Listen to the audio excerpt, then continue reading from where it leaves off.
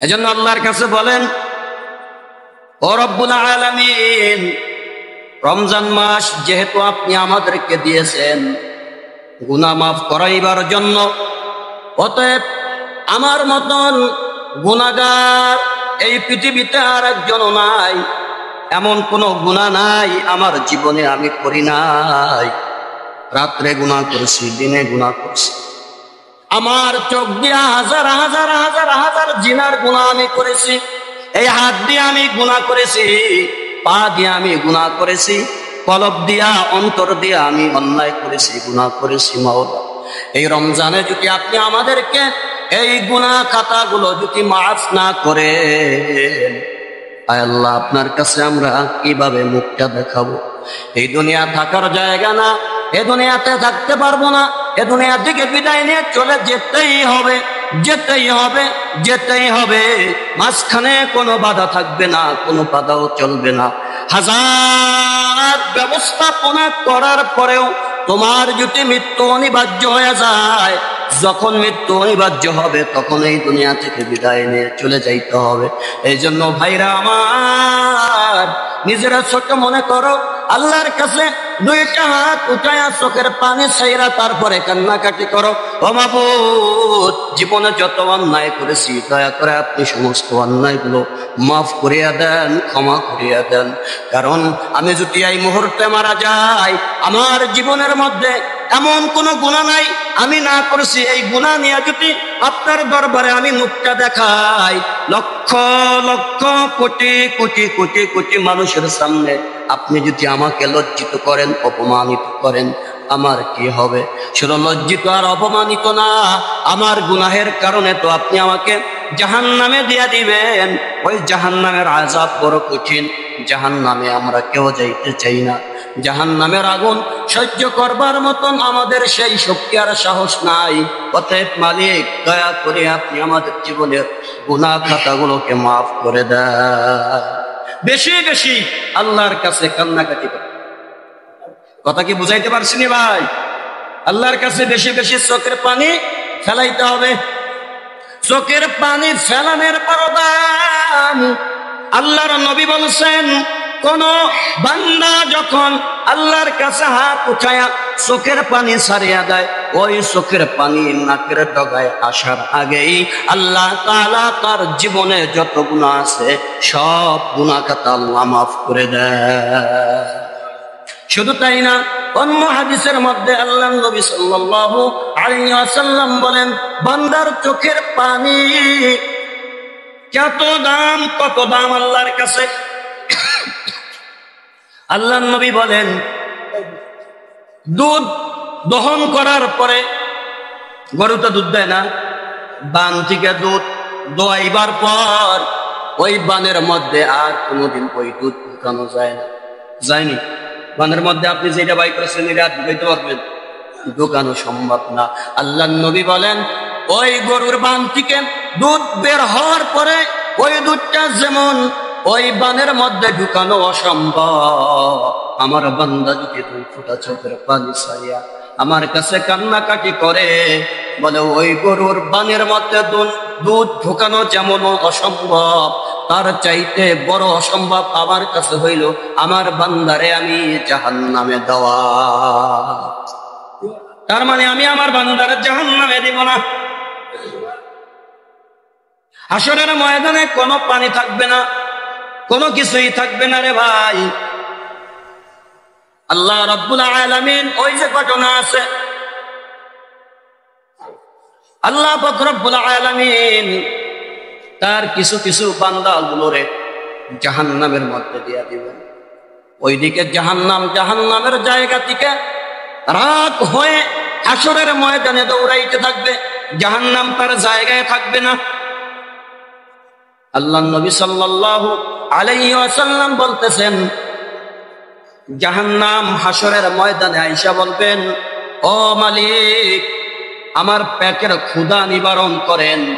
বলে কিভাবে ক্ষুধা নিবারণ করবেন? বলে জাহান্নামী গুলারে ধইরা ধইরা ধইরা ধইরা আমার মধ্যে ঢুকাইয়া দেন।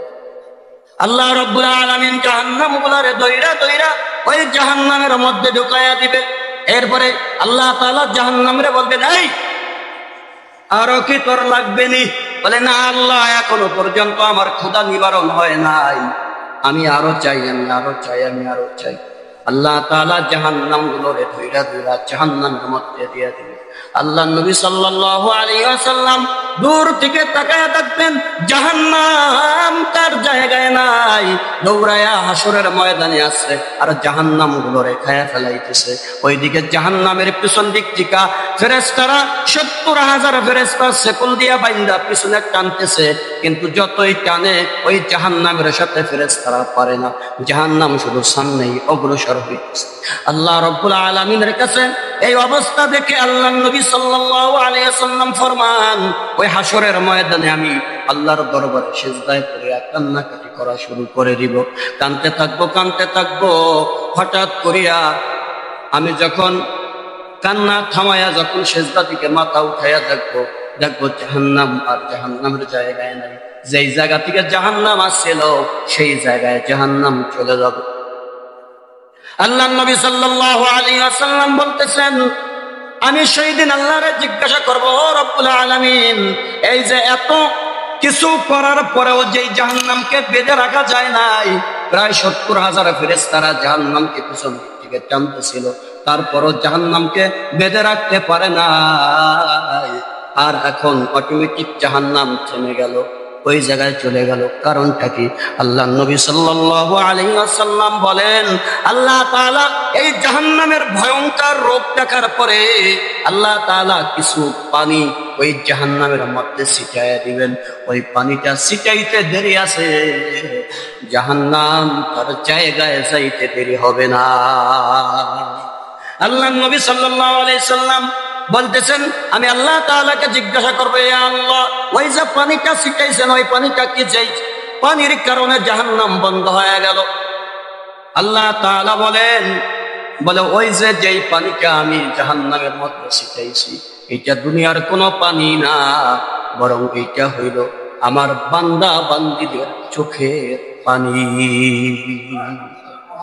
আমার বান্দারা গভীর রাত্রে উঠিয়া রমজান মাসে তাহাজ্জুদের সময় সাহারি খায়া চোখের পানি সাইরা সাইরা কানছে, একা একা নিরিবিলি জায়গায় বসে বসে আমার কাছে কান্নাকাটি করছে, চোখের পানি সারছে। আমি আল্লাহ তাআলা আমার বান্দার চোখের পানিগুলো এক জায়গায় জমা করিয়া রাখছি, কারণ আমি জানি জাহান্নাম বড় মারাত্মক ভয়ঙ্কর। অতএব আমি আল্লাহ তাআলা সেই চোখের পানিগুলো এক জায়গায় করে রাখছি। এই চোখের পানি যখন জাহান্নামের মধ্যে আমি দিছি, দেখলাম অটোমেটিক জাহান্নামের আগুনের তেজ একেবারে দুর্বল হয়ে গেল। জাহান্নাম হাসরের ময়দান ছাড়িয়া জাহান্নামের জায়গায় চলে গেছে। এজন্য চোখের পানি ফেলানোর দরকার আছে না নাই ভাই? রমজান তো 13তে চলে যাচ্ছে, কয়দিন আল্লাহর কাছে তাহাজ্জুদ নামাজ পড়িয়া কাঁদছেন। এখানে তো প্রায় মোটামুটি 7খানি 200-র মতন মুসল্লি আছেন। বলেন 13 রমজান তো চলে গেল, কে কয়দিন সাহারি খায়া তাহাজ্জুদের নামাজ পড়লেন, বা সাহারি খাওয়ার আগে তাহাজ্জুদের নামাজ পড়া তারপরে আল্লাহর কাছে কাঁদছেন? বলেন তো, নাই। খুব কম মানুষ পাওয়া যাবে, খুব কম মানুষ, খুবই কম মানুষ পাওয়া যাবে। অন্যান্য সময় তো দেখা যায় ঘুমের কারণে শেষ রাত্রে জাগ্রত হইতে পারি না, কিন্তু অন্তত রমজান মাসে তো অটোমেটিক আমাদেরকে জাগ্রত করে দেয়। আমরা তো সাহারি খাওয়ার সময় উঠি, ওঠার পরেও তো আমরা তাহাজ্জুদ করে এরপরে আল্লাহর কাছে কান্নাকাটি করি না। এই জন্য ভাই বলা যাবে না, যারা করছেন তো আলহামদুলিল্লাহ, আবার বলতে গেলে অহংকারী ভাব চলে আসলে সব শেষ, কিছুই থাকবো না। আমি বলেছি যারা চোখের পানি ছাড়েন নাই, তাহাজ্জুদ করেন নাই, তাদের জন্য আছে অনেক আল্লাহর বান্দারা এরকম একটা দিনও, আগে তো বলছিলাম আমি 13টা রমজানের একটা রোজাও রাখে নাই, এরকম লোক বানেগারা আছে, আমি ধৈরা ধৈরা দেখাই দিতে পারবো। এরপরে নামাজ তো পড়েই না, নামাজ পড়েই না। বলেন এজন্য আল্লাহর কাছে আমাদের গুনাহ মাফ করানো দরকার আছে না নাই? সবাই করবো তো ইনশাআল্লাহ। ভাই আজ থেকে নিয়াত করেন, সামনে যেই কয়েকটা রোজা আছে অন্তত সাহারি খাওয়ার সময় উঠিয়া না হইলেও সাহারি খাওয়ার আগে উজু করে, ইস্তেঞ্জা করে, উজু করে এরপরে আপনি 2 রাকাত তাহাজ্জুদের নিয়াতে 2 রাকাত তাহাজ্জুদের নামাজ পড়ে একটু আল্লাহর কাছে কান্নাকাটি করবেন, এরপরে সাহারি খাইবেন, এরপরে ফজরের নামাজে আসবেন। পারবো না ভাই ইনশাআল্লাহ? নিয়াত করতে পারি না ইনশাআল্লাহ? আল্লাহ তাআলা আমাদের সবাইকে তৌফিক দান করুক, বলেন আমিন।